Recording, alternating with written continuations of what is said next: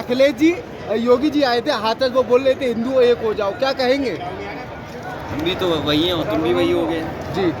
हम और आप में क्या फर्क है? नहीं, उन्होंने एक बात और कही है अखिलेश जी देखिए, कि अगर सरकार आ जाएगी बात कही तो हो न कही हो।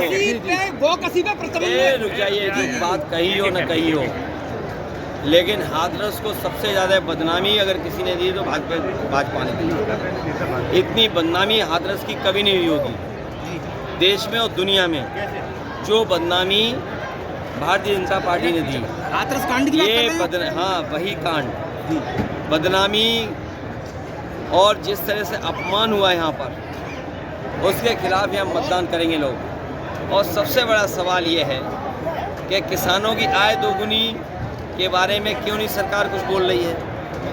जिन नौजवानों को नौकरी देने की बात की थी, आज वो नौजवान बेरोजगार हैं। भारतीय जनता पार्टी ने 1/3 जीवन उनका बर्बाद कर दिया नौजवानों का। और जितनी भी परीक्षाएं थीं, सबके पेपर लीक हो गए। 60 लाख बच्चों का भविष्य अंधकार में डाल दिया।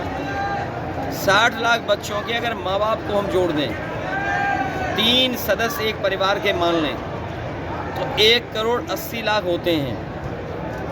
3 गुणा 60 लाख, 1 करोड़ 80 लाख। और 1 करोड़ 80 लाख का अगर हम 80 लोकसभाओं से भाग दे दें तो 2,25,000 वोट भारतीय जनता पार्टी का हर लोकसभा में कम हुआ है। इसीलिए उनकी भाषा बदल गई।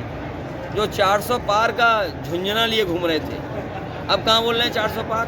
अब झुंझुना जो गारंटी की घंटी बजा रहे थे, बताओ, गारंटी की घंटी जो बजा रहे थे, कहाँ है उनकी गारंटी? महोदय, एक बात बताएं, आपने जो 16 लाख करोड़ का कर्ज माफी का वायदा किया था, ये डेटा कहाँ के सूत्र है? बहुत सिंपल है।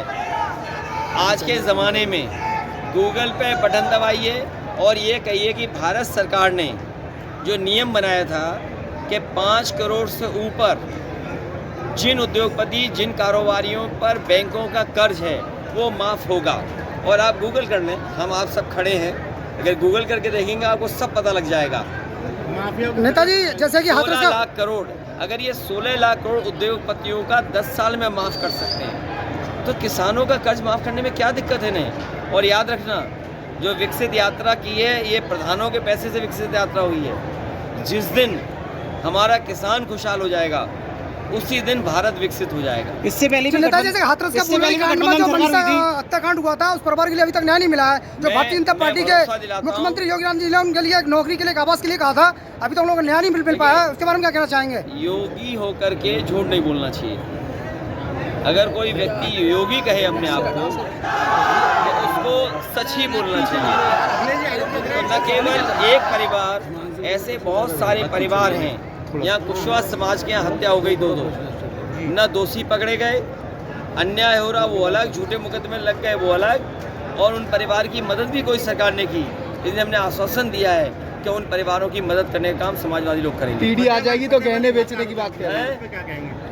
मैं, मेरे पत्रकार साथी, मैं तो आपके माध्यम से और आपके माध्यम से जो स्टेटमेंट ये और जिस पे ये सवाल पूछ रहे हैं, मैं अपने दिल्ली के चुनाव आयोग से कहूँगा कि जिसने भी इस तरह की बात कही है उसके खिलाफ FIR दर्ज हो और उस पर कार्रवाई इलेक्शन कमीशन करे।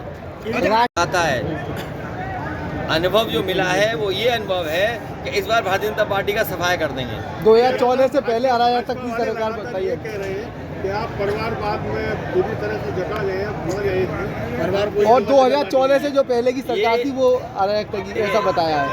ये पहले ये बात तो बीजेपी को समझना चाहिए कि ये संघर्ष का परिवार है और सेवा के लिए परिवार, पूरी जिम्मेदारी से परिवार लगा हुआ है।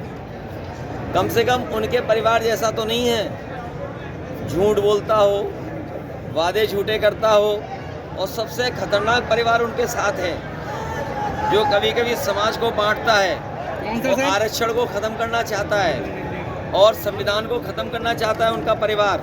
देखिए, वोट चाहिए।